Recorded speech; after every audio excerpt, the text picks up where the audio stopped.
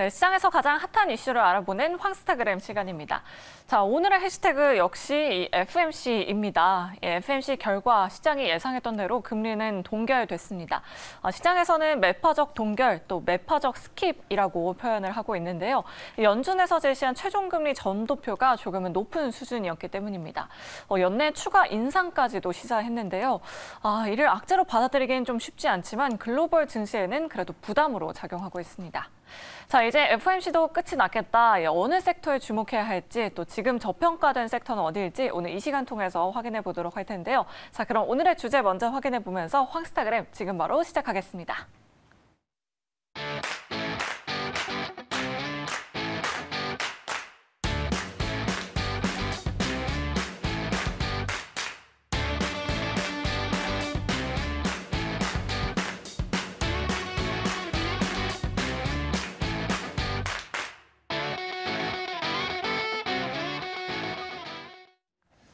네, 급변하는 시장을 진단하고 그에 따른 대응 전략을 세워보는 시간, 황스타그램 시간입니다. 자, 여러분이 기다리는 피너스타 신혁 전문가 모셔보고 오늘 어저께 새벽 3시에 있었죠. 저도 자다 말고 일어나서 눈을 비비면서 좀 뭔 얘기를 하고 있지 이러면서 봤던 FOMC 회의. 이 결정 이후에 시장은 또 어떻게 변화가 될 것이고 주도하는 섹터가 과연 어느 쪽으로 이동할지 전체적으로 한번 종목 이야기까지 해보도록 하겠습니다. 신우혁 전문가 자리였습니다. 안녕하세요. 네, 안녕하세요. 반갑습니다. 네. 어제 어떻게 보셨어요? FOMC 회의. 저도 잠을 못 자고 이제 그렇죠. 볼 정도로 예. 네, 굉장한 포인트들이 있었습니다. 아마 많은 시청자분들이 예, FOMC 회의 관심 많으셨을 거예요. 네네네. 예. 어떻게 보셨어요? 이번에 좀 포인트가 여러 가지가 파월 의장 입에서 나왔는데요.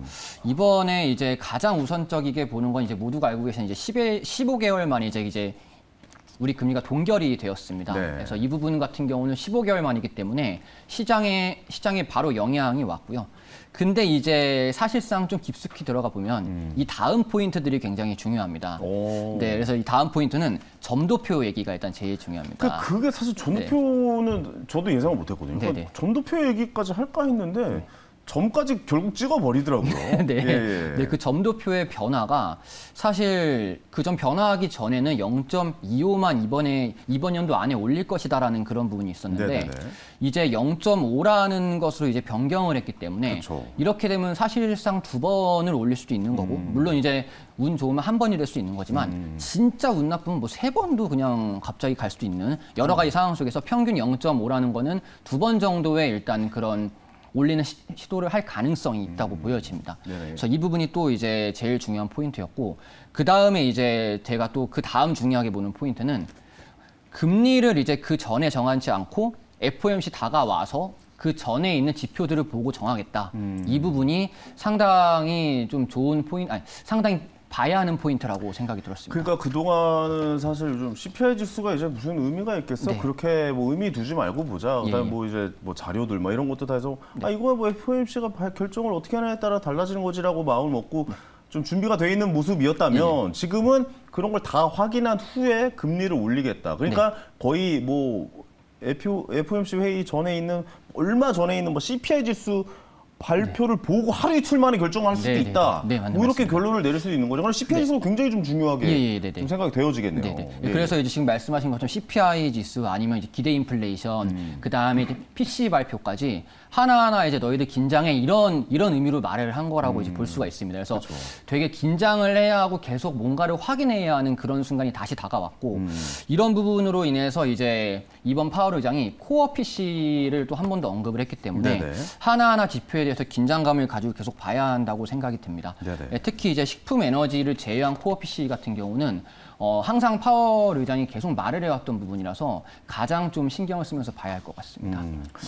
이번에 보면 어떻게 될 것 같아요? 그러니까 결국에는 그 올해 안에 그래도 금리를 한두 번은 무조건 올린다. 그러니까 한 번 정도 올릴 거다라는 의견이 많긴 해요. 많긴 한데 뭐 2번까지를 열어놨다고 하지만 결국 마지막에는 어떻게 좀 예상을 하십니까? 최종 금리가 몇 %까지 갈 거라고 보세요? 사실 이제 어제 또 파월 의장이 2년 뒤에나 금리 인하를 하겠다라는 것을 말을 했기 때문에 그러니까요. 저는 점도표 말대로 지금보다 0.5 그냥 2번 금리 인상을 할 것 같습니다. 왜냐하면 연준이 이제 계속 그 자존심을 계속 보이고 있기도 하고 또 파월 의장이 또 상업용 부동산 얘기도 했지만 그 얘기를 하면서 이제 그러면서 점도표를 올린다는 것은 지금 상황이 어떻게 흘러가는지는 알고 있는데 다만 내가 생각하는 대로 0.5 가는 거는 이거는 무조건 보낼 거야라고 이런 식으로 좀 생각이 들어서 2번 올리는 그런 최종으로 가지 않을까 이렇게 생각을 하고 있긴 합니다. 한편으로 보면 그런 생각도 하지 않았을까요? 네. 그러니까 좀 생각보다 미국 시장 나스닥의 S&P 500 지수가 생각보다 너무 급하게 치고 올라왔잖아요. 지금 마이크로소프트도 전고점에 거의 다 도달을 해 있고 애플은 뚫었고요. 엔비디아는 뭐 뚫고서 뭐 약간 내려갔다 다시 또 우주를 뚫고 올라갈 분위기인 것 같고 테슬라는 지금 13거래일 연속 상승을 했다가 어제 조금 약간의 조정을 받는 이 상황. 이 상황에서 파월은 약간 좀 부담스러웠겠죠. 지금의 상황이. 아 근데 여러분들이 생각하는 그런 거 아닙니다. 그렇게까지 가지 않을걸요? 잠깐만 기다려보세요. 자, 여러분, 가지 마세요. 잠깐, 이거 뭐 들어봐요. 더 올릴 수도 있습니다. 약간 이런 식으로 얘기해서 좀 시장을 좀, 이렇게 좀 찬물 껴는 역할을 좀 하는 사람이잖아요. 네, 맞습니다. 그런 전체적인 영향이 있지 않을까 싶어요. 제 생각에도 지금 너무 가파르게 오른 상황에서 사실 모두가 수익을 보는 것은 이제 절대 이 자본주의에서 굉장히 중요하지 않기 때문에, 굉장히 중요하기 때문에 되게 많은 사람들이 되게 환호성을 지르고 있을 때 나중에 뭔가 금리 인상을 하면은 봐봐 내가 말했지 이런 식으로 이제 말하는 좀 빌드업 과정이 아닐까 이렇게 생각을 합니다. 그래서 네네. 지금 말씀 주신 것 때문에 지수가 조정이 오면서 상승하고 이래야 되기 때문에 조정을 좀 뭔가 경고를 하는 그런 메시지라고 저는 개인적으로 생각을 하고 있긴 합니다. 네, CPI 지수 얘기도 잠깐 해볼게요. 예. 물가가 그러면 이제는 잡혔다고 우리가 받아들여야 되는 겁니까? 아니면은 그 아직까지도 좀 위험한 상태다라고 받아들여야 되는 겁니까? 일단은 파월이 인플레이션 2%를 무조건 말하지 않았습니까? 그래서 예전부터 말했죠. 네. 예, 예. 그래서 저는 일단 연준이 제시한 2% 가기 전에는 모든 건 의미가 없다고 일단은 생각이 듭니다. 그러니까 모든 건 의미가 네. 없다라는 거는 아마 금리 인하는 없을 것이다라는 네, 건가요? 맞습니다. 예. 네, 그래서 그 말씀한 CPI 지수는 내려갈 수는 있는데 결국은 연준이 원하는 이제 그때까지 계속 내려가진 않기 때문에 그 네네. 순간까지 가진 않기 때문에 그 순간이 올 때쯤 생각하는 게 좀 더 합리적이지 않나라는 저 개인적인 생각이 좀 있습니다. 알겠습니다. 그러면은 그러니까 내후년, 그러니까 네네. 2024년 정도에는 그래도 금리 인하 좀 네. 이야기가 나올 거잖아요. 네네네. 그래도 이제 나오지 않을까요, 슬슬? 네, 금리 올해까지는 인하- 안 나온다라고 네. 쳐도 네. 내년부터는 좀 그런 얘기가 나올 것 같은데 언제쯤이라고 보세요, 그 시기는? 금리 인하라는 얘기는 결국은 이제 결국 2년 뒤부터 생각을 하겠다는 소리니까 내년 말이나 거의 중간 정도부터 뭔가 스물스물 얘기가 나올 건데 네네. 근데 이게 아무래도 주식시장 같은 경우는 반년 정도 좀 선행을 하지 않습니까? 그래서 내년 상반기부터는 분명히 그런 얘기에 그런 기대감이 계속 나오지 않을까라는 생각이 들긴 합니다. 그래서 그래서 내년 상반기 전에 이제 올해 남은 하반기에 분명히 무슨 또 출렁임을 계속 줄 건데 그거에 대한 첫 번째 발언이지 않을까 이렇게 좀 개인적으로 생각을 하고 있습니다. 알겠습니다. 앞으로도 FOMC 계속 좀 귀를 열고 좀 주목을 해봐야 될 것 같아요. 왜냐하면 말이 계속 바뀌고. 네, 맞습니다. 파월의 파월의 특기죠. 네. 지금 이제 가고 있는 것 같은데 그럼 찬물 확 젓고 그다음 너무 또 추워 하고 있으면 갑자기 뭐 따뜻한 물 확 부어주고 해서 슥 올리고 막 이런 맞습니다. 상황이다 보니까 약간 좀 전체적으로 너무 과열되지 않게 너무 차가워지지 않게 좀 잘 이렇게 조절하는 곳이다. 사실 그 역할이 이제 하는 게 그쪽의 일이고 네, 사실 맞습니다. 그런 거 아니겠습니까? 계속 밀당하는 게 또 이제 그들의 역할이고 또 계속 뭔가 제시를 하고 제안을 하고 경고를 하는 거기 때문에 뭔가를 기대하고 본다기보다는 어떤 말이 나올지 계속 그 입을 쳐다보는 게 좋지 않을까 이런 생각을 합니다. 맞습니다. 그 역할을 하는 곳이 네네. 그곳이기 때문에 우리가 왜 그런 얘기를 했어? 이렇게 얘기할 수는 없는 것 같고 계속해서 좀 지켜봐야 될 것 같습니다.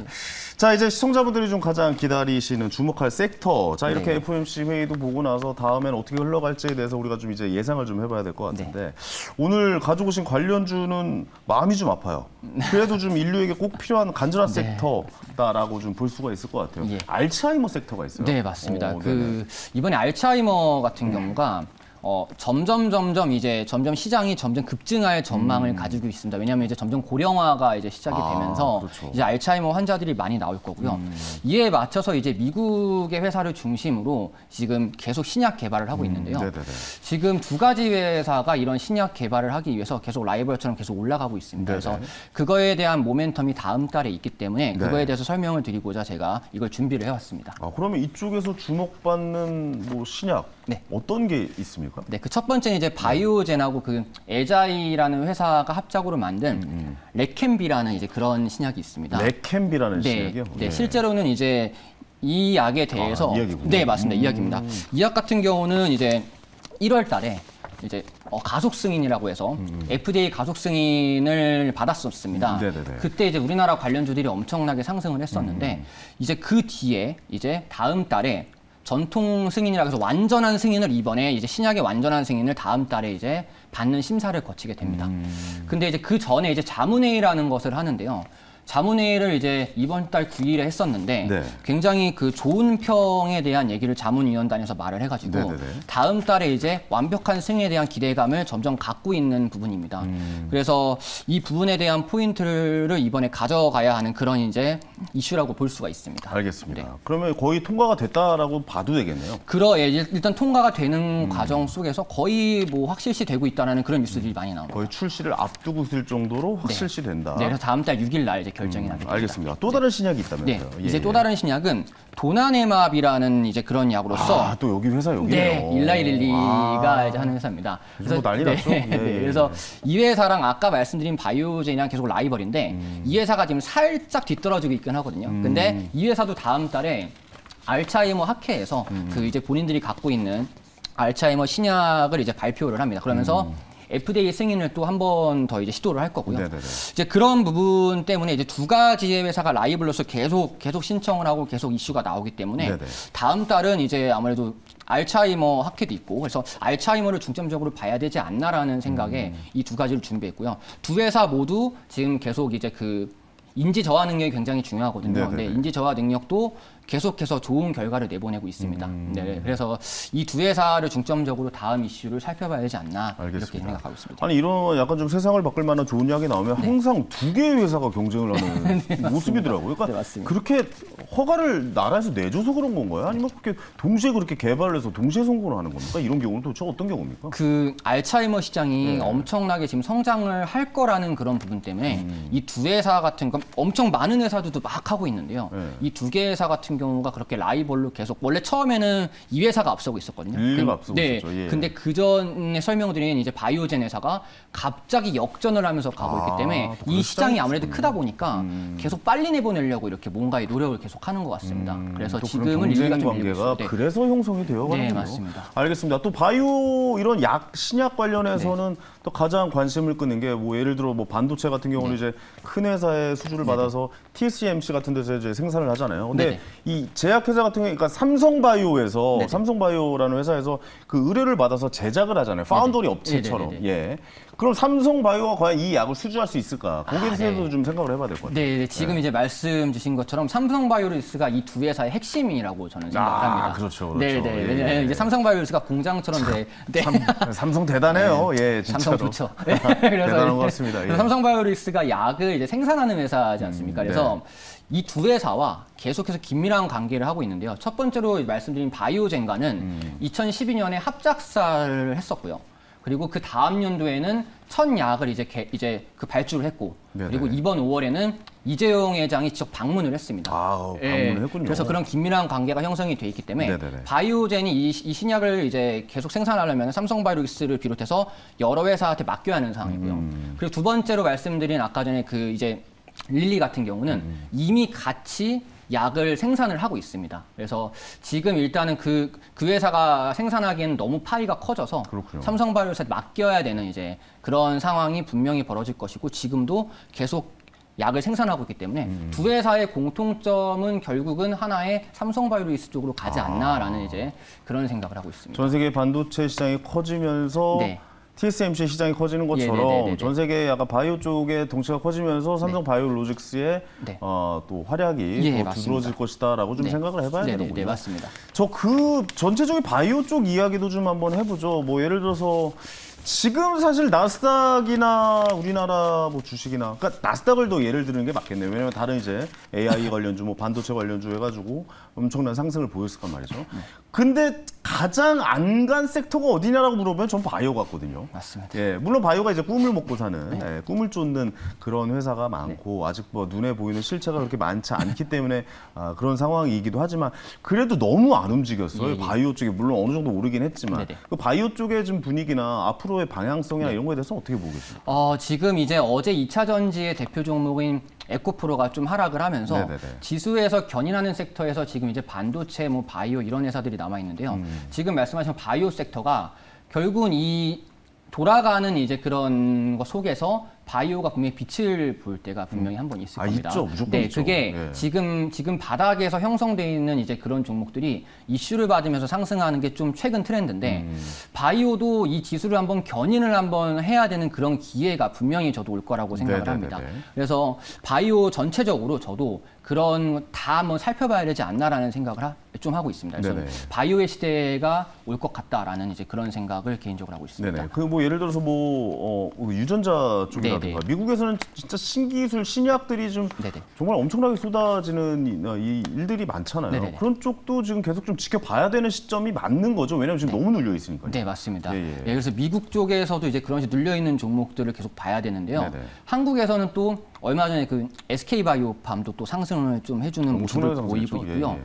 그런 식으로 지금 바이오 섹터를 좋아하시는 분들이라면은 미국도 그렇고 한국도 그렇고 모든 대형주 중심으로 일단 살펴보시다가 네네네. 대형주에 납품을 하거나 아니면 계약을 하거나 이런 회사들까지 다 모조리 한번 살펴보시면은 그 속에서 좀 뭔가 진주 같은 종목을 분명히 전 찾을 수 있다고 생각을 합니다. 네네. 그런 약간 뭐 삼성바이오로직스 하면은 여기에 대표적인 종목 이런 식으로 있거든요. 그것도 밸류체인들이 있군요. 네, 밸류체인이고 벤더 이런 게 있기 때문에 그런 식으로 찾아보시면은 좀 더 바이오 투자에 있어서 좋은 환경이 될 수 있을 거라고 근데 생각합니다. 사실 바이오 투자가 제일 어려운 것 같아요. 맞습니다. 네네. 왜냐하면 이게 좀 뭐 한국의 이 바이오 저도 뭐 예전에 투자를 해봤지만 뭐 실체가 없는 경우도 있었고 네네네. 왜냐하면 소문만 무성하다가 네네네. 끝난 경우도 있었고 네. 미국 같은 경우에도 뭐 노벨 화학상을 받은 뭐 기술인 뭐 크리스퍼라고 해서 유전자 가위 기술이 있는 데가 있었고 또 뭐 그걸 갖다 붙이는 기술이 아직 네. 뭐 안 나왔다라고 네네네네네. 뭐 하는 그런 얘기도 있었구만 여러 썰들이 난무를 해요. 네. 근데 그런 썰들을 좀 이렇게 좀 걸러낼 수 있는 능력을 보유하는 건 어떻게 해야 되는 거예요, 그거는? 그거는 이제 우리나라 같은 경우는 이제 상장에 대한 부분을 신경을 네네네. 써야 되는데요. 네. 재무가 바이오 회사가 너무 안 좋다 보니까 특례 상장이라고 있습니다. 맞아요, 네, 맞아요. 그래서 특례 상장을 한 회사는 재무를 어느 기간 동안, 어느 연도 동안, 긴 연도 동안 전혀 영향을 받지 않기 때문에 예, 그런 특례 상장에 속해 있는 종목 중심을 보시는 것이 예, 좋은 투자법이라고 볼 수 있습니다. 오히려 우리나라 주식에는 특례 상장을 네. 했던 것을 좀 중점적으로 보는 네, 게 맞습니다. 좋은 투자 방법. 네. 그러니까요. 이 기사나 네. 이런 거는 재무제표나 이런 거는 네. 바이오 쪽엔 별 의미가 없더라고요. 안 봐도 됩니다. 제가 알겠습니다. 알겠습니다. 오늘 말씀 감사합니다. 네, 감사합니다. 자, 저도 어제 새벽에 FOMC 회의를 새벽에 보면서 긴가민가, 저 말이 맞는 거야라고 하면서 봤는데, 이번 한 주도 이렇게 좀 마무리를 하는 것 같습니다. 저 다음 주에도 또 더 좋은 소식으로 인사드렸으면 좋겠습니다. 계속해서 주식 이야기, 경제 이야기 해 나가도록 하겠습니다. 오늘 여기서 마치고요. 저는 다음 주 월요일에 생방송으로 7시에 찾아뵙겠습니다. 감사합니다. 황현이었습니다.